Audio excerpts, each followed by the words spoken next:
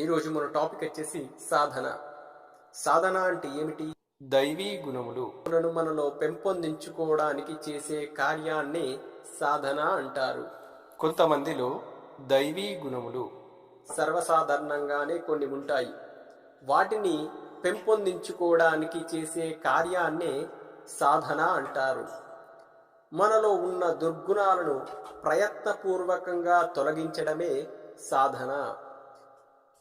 ఈ దయలో 26 గుణాలు ఉండాలని ఆ శ్రీకృష్ణ పరమాత్ముడు తెలపడం జరిగింది. ఒకటోది నిర్భయత్వం. నిర్భయత్వం అంటే భయము లేకుండా ఉండడం. భయము లేకుండా ఉండడం అంటే ఏదో తెగింపు, సాహసం అని కాకుండా మనం ఏం చేస్తే ఏమవుతుందో అని భయము లేకుండా ధర్మం వైపు ఉండడమే నిర్భయత్వం.